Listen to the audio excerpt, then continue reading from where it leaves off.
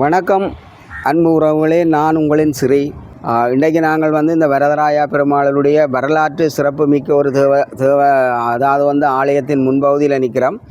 ரெண்டு வரலாறு இருக்குது. என்னென்னு சொன்னால், இந்த ஆலயத்துக்கு இது ஒரு வரலாற்று நீதியாக சிறப்பு அம்சங்களை கொண்ட ஒரு ஆலயம். அதே போல் தமிழர் தரப்பில் இந்த இந்த மரங்களை பார்த்தா தெரியும், இந்த மண்டபங்களை பார்த்தா தெரியும்.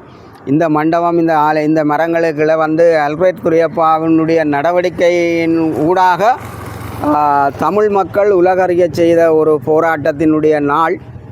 இங்கே இருந்து தான் உலக தமிழர்களுக்கான போராட்டம் ஒன்று ஆரம்பிக்கப்பட்டது. அந்த அல்ஃபிரட் குரியப்பாவினுடைய நடவடிக்கை கூடாகத்தான் இந்த உலகம் எல்லாம் அறிஞ்சது. ஈழ விடுதலை போராட்டம் ஆரம்பிக்கப்பட்ட இந்த ஆலயத்துக்கு முன்பாக தான் நிற்கிறோம். நாங்கள் இந்த ஆலயத்தினுடைய முழு பகுதியை நாங்கள் எங்களோட காணொலியில் கொண்டு வர போகிறோம். பொன்னால வரதராய பெருமாள்னு சொன்னால் இது கூடுதலாக ஞாயிற்றுக்கிழமையில் நிறைய அடியார்கள் கூடுதலாக அனுப்பினோம். இன்றைக்கி நாங்கள் வேறு ஒரு நிகழ்வுக்கு வந்தபடியாக இந்த ஆலயத்தில் நிறைய பக்தர்கள் குறைவாக இருந்தாலும் இது முன்பகுதி கேட்டு பூட்டி இருக்குது. இதுக்குள்ளால போகணும்.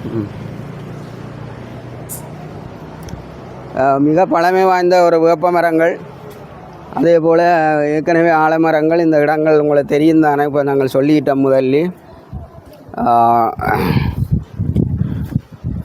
சில காலங்கள் சில நெருக்கடிகளை சந்திச்சிருந்தது இந்த வீதியெல்லாம். இப்போ ஓரளவுக்கு சுதந்திரமாக ஆயிட்டு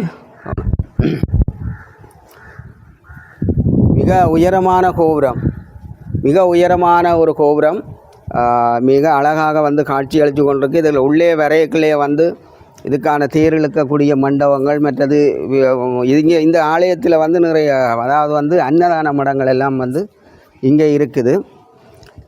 கூடுதலாக இது ஒரு திருவிழா காலம்னு சொன்னால் ஒரு பெருவாரியாக நம்ம பக்தர்கள் அதாவது கூடுதலாக கடைகள் அப்படி எல்லாம் போட்டு பெரிய அளவில் ஒரு கோலாகலமாக இந்த திருவிழாக்கள் நடைபெறும். இன்றைய நாளில் மக்கள் குறைவாக இருக்கணும். இந்த ஆலயத்தை நாங்கள் இது ஒரு பிரதிஷ்டி பெற்ற வரலாற்று சிறப்புமிக்க மிக உயரிய கோபுரம், ஆலயங்களிலே மிக உயரிய கோபுரம் வரதராயா பெருமாள். அதாவது உன்னாலையில் கிருஷ்ணங்கோல் என்றும் அழைப்பார்கள். அந்த இடத்துல தான் நாங்கள் நிற்கிற உறவுகளே. என்னென்ன விடயங்கள் இருக்குதுன்றதை நாங்கள் முற்றுமுழுதாக எங்களை காணொலிகளை கொண்டு வருவோம். எல்லாமே மேலே கோபுரங்களில் இருக்கிற சிலைகளெல்லாம் மிக அழகாக செதுக்கப்பட்டிருக்கு. எல்லாம் செய்து மிக ஒரு துல்லியமாக இருக்கிற கலர் பெயிண்டுகள் எல்லாம் நல்லா இருக்குது. அதே போல் ஆலயம் மிக தூய்மையான ஒரு நிலை காணப்படுது. அழகோ அப்படி ஒரு அழகு. என்ன மிக உயரமான கோபுரம், இவ்வளோ சதுரடின்னு தெரியல. இரண்டு பக்கத்துலேயும் மணிக்கோபுரம்.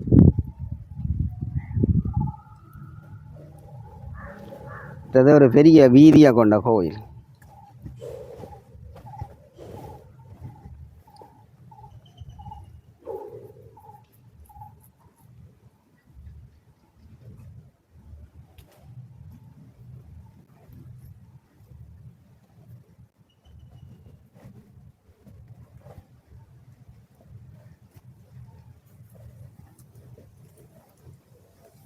அம்மா என்ன எரிச்சிருக்கிறீங்களா?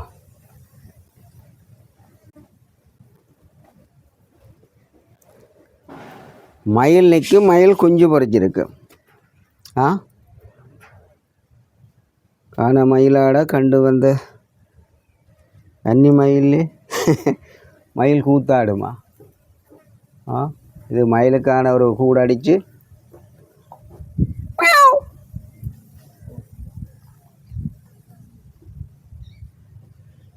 இங்கால குஞ்சு ஒன்று 2-3 பேர் நிற்கணும். ரைட்.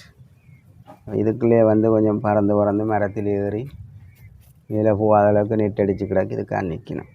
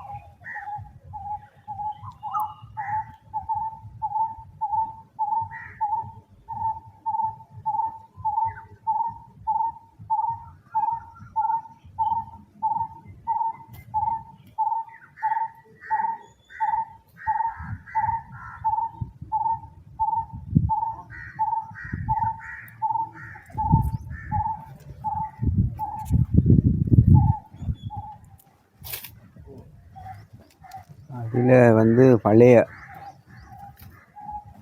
மாடுகள் தொட்டி கட்டி கிடக்கு. ஆலயத்துக்குரிய பால் மாடை வளர்க்கணும்.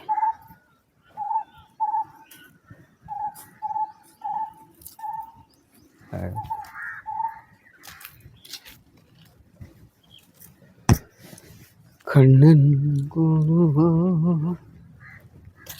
அதை சொல்லுவா.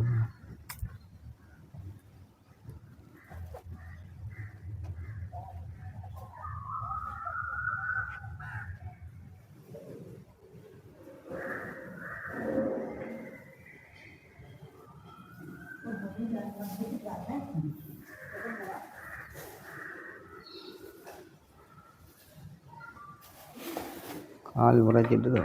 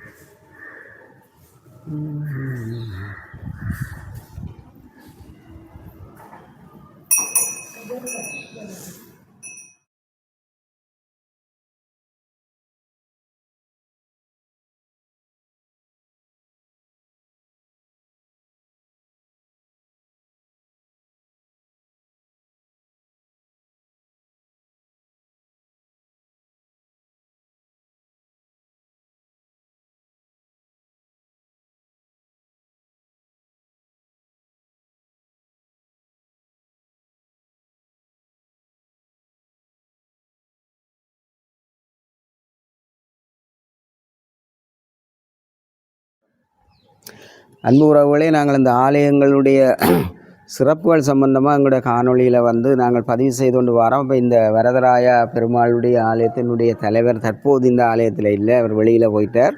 இப்போ இது சார்ந்த பூர்வீகமான பல விடயங்களை வந்து சுவாரஸ்யமாக எங்களோட உறவுகளுக்கு தர்றதுக்கு தற்போது ஆள் இல்லை. அதால் நாங்கள் இந்த ஆலயத்தினுடைய இது புன்னாலையில் இருக்குதுன்றது தெரியும். இருந்தாலும் எங்களோட காணொளியில் வந்து 2 விடயங்கள் நாங்கள் ஆரம்பத்திலே சொல்லிட்டோம். அதே மாதிரி இப்போ இந்த ஆலயத்தை நாங்கள் சுற்றி வர நாங்கள் எங்களோட காணொளிகளை கொண்டு வந்திருக்கிறோம். இதில் கூடுதலாக வந்து ஞாயிற்றுக்கிழமையில் தான் கூடுதலாக பக்தர்கள் கூட வரவினோம். மற்றது இதில் வந்து சிறப்பு பெருவாரியான மக்கள் பல தேசங்களிலிருந்து காவடிகள் அது வந்து பல்வேறுபட்ட வேண்டுதல்களை நிறைவேற்றுற ஒரு இடம்தான் இந்த புன்னால வரதராய பெருமாள். அந்த வகையில் எங்களுடைய உறவுகள் இந்த காணொளியை பார்க்க வேண்டும். உங்களுக்கு தெரிஞ்ச ஆக்கள் இதில் அபிப்பிராயங்களை நீங்கள் எழுதுங்கோ. நாங்கள் தற்போது இந்த இதுக்குரிய ஒரு ஆக்கள் வந்து நாங்கள் சந்தித்து இந்த சிறப்பு சம்பந்தமாக மேற்கொண்டு பதிவு செய்ய முடியாமல் போயிட்டதுக்கு மனம் வருந்துகிறோம்.